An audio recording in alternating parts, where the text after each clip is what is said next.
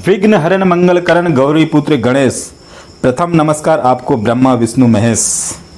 नमस्कार दोस्तों, मैं चरण भैया। दोस्तों, मेरे पास एक छोटी सी कहानी है।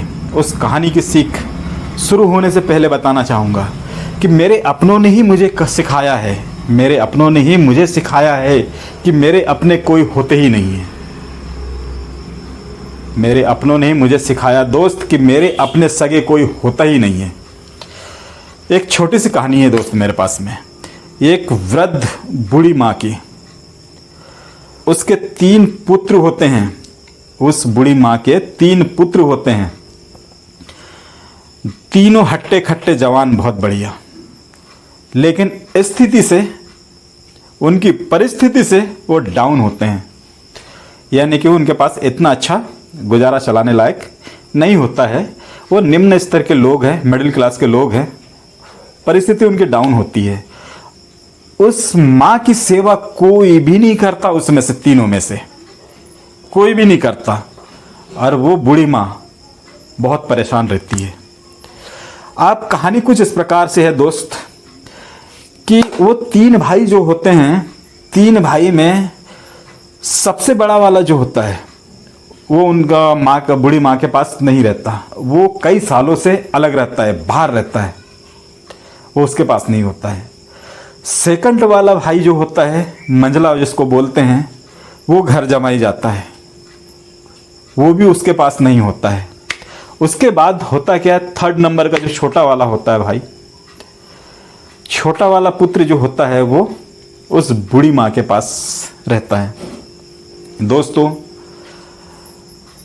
बड़े वाले भाई ने कई बार प्रयास करके देखा कि माँ हमारे पास भी रहे। बड़े वाले पुत्र ने कई बार प्रयास करके देखा कि माँ हमारे पास भी रहे, हमारे पास रहेगी, हमारे बच्चों को देख रेख करेगी। हो सकता है कि हम मजदूरी करते हैं, निम्न स्तर के लोग हैं, मिडिल क्लास के, हो सकता है कि 2 पैसे जोड़ के रखें, आगे चल के काम आएगा। लेकिन माँ बिल्कुल रहने को तैयार नहीं है कि नहीं, बोले हम तुम्हारे पास नहीं रहेंगे। ठीक है भैया, क्योंकि माँ अलग ही रहना चाहती है छोटे वाले भाई के पास में, छोटे वाले पुत्री के पास में, तो ठीक है उसी के पास रहें। होता क्या है, जो घर जमाई जाता है, सेकंड वाला भाई मतलब मंझला भाई, उसके पास भी नहीं रहती वो। जायज़ सी बात है कि उसके पास क्यों रहेगी, क्योंकि तो घर जमाई गया है। ठीक है, तो छोटा वाला पुत्र जो होता है ना, उसी के पास रहती है, और 2 भाई के ऊपर बिल्कुल ध्यान नहीं देती। जब छोटे वाले पुत्री की शादी होती है, उसके बच्चे होते हैं दोस्त, बड़े वाले पुत्र के बच्चों के ऊपर कभी ध्यान नहीं दिया, मंझले वाले लड़के के पुत्र के ऊपर, बच्चों के ऊपर कभी ध्यान नहीं दिया। छोटे वाले के बच्चों के ऊपर इतना ज़्यादा ध्यान दिया, ज़रूरत से ज़्यादा लाड़ प्यार लालन पोषण दुनिया भर का किया उसने। ठीक है, उस वृद्ध माँ ने इतना ज़्यादा किया, ज़रूरत से ज़्यादा उनके लिए, और आज कंडीशन उनकी ये आ गई दोस्त, उस वृद्ध माँ के पास में अपनी बीमारी इलाज के लिए पैसा नहीं, लंगड़ी चलने लग गई बोले हाथ पांव से, उसके इलाज के लिए पैसे नहीं, उसके पास खाने के लिए पैसे नहीं।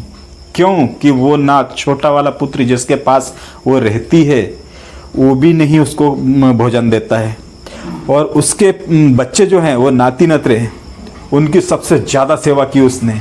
वो नाती नतरे थोड़े थोड़े बड़े हुए हैं, उनने भी लात मार कर झुझकाड़ के भगा दिया।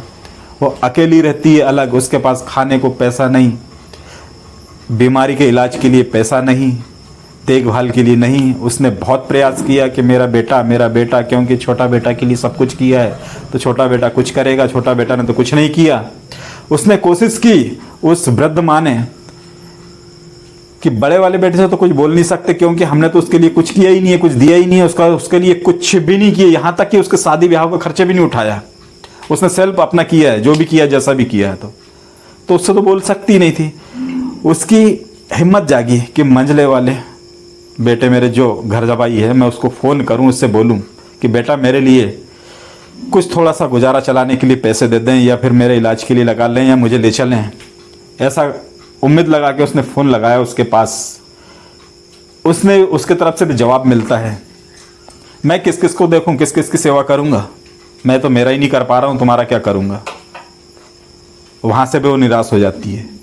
उसके बाद फिर वो पड़ी रहती है और बीमारी की हालत में फिर कोशिश करती है कि बड़े पुत्री के पास फ़ोन लगाया जाए, बड़े बेटे के पास फ़ोन लगाया जाए। जब वो बड़े बेटे के पास फ़ोन लगाती है तो बड़ा बेटा उसका सीधा जवाब पूछता है कि माँ, तेरे को जितना पैसा सरकार से पेंशन वगैरह मिलती है, इस पेंशन से तू उस छोटे वाले के बच्चे को मोबाइलों को रिचार्ज कर कर के देती है मोबाइल चलाने के लिए, अपना गुजारा के लिए तूने पैसा नहीं बचाया। जो पेंशन तुझे मिलती है, जो तू मजदूरी करती है घर में, खेती बाड़ी से तेरे पास जो बकरा बकरी है छोटे छोटे थोड़े बहुत, तो ये सब वो छोटे वाला जो है ना, छोटा पुत्र तेरा, तो उसको देती है। हमको तूने कुछ दिया ही नहीं है, तो हम तुझे क्या दें। हम अगर तुम्हें कुछ दे भी सकते हैं तो हमारे पास ना घर है, ना मकान है, ना कोई काम धंधा नहीं है, हम तो मजदूरी करते हैं और किराए से रहते हैं, ये कंडीशन है। ऐसा वो बड़े पुत्री के पास से जवाब मिलता है। तो दोस्तों, मैं आपसे ये पूछना चाहूँगा कि उसको मदद किसने करनी चाहिए, छोटे वाले, मंझले वाला, या सबसे बड़ा वाला जो उनके पास रहता ही नहीं है। मंझला वाला भी उनके पास रहता ही नहीं है, छोटा वाला साथ में रखता है, छोटे वाले के साथ में रहती है वो जो वृद्ध माँ है। तो मुझे कमेंट में ये जवाब चाहिए दोस्त कि उसकी सेवा किसने करनी चाहिए। मेरे हिसाब से तो सेवा सबने करनी चाहिए बराबर मिलके, लेकिन सबसे ज़्यादा हक किसके ऊपर बनता है। दूसरी बात, उस वृद्ध माँ ने जो भी जोड़ के रखा है आज तक उसके जीवन काल में, वो छोटे वाले के ऊपर लगा दिया पूरा, और छोटे वाले के बाल बच्चों के ऊपर लगा दिया। तो उम्मीद वो किससे रखेगी? अरे उम्मीद वो उसी से रखेगी ना, उन बाल बच्चों से जिनके लिए उसने किया है बचपन से। दोस्त, ये एक छोटी सी कहानी थी मेरे पास में। उसके पुत्र तीन थे, ब्रह्मा विष्णु महेश। मैंने फर्स्ट में कहा था ये तीनों पुत्र उसके काम नहीं आ रहे हैं। तो इसके लिए क्या करना चाहिए उस माँ ने, और कैसा अपना गुजारा चलाना चाहिए, कमेंट में ज़रूर बताइएगा।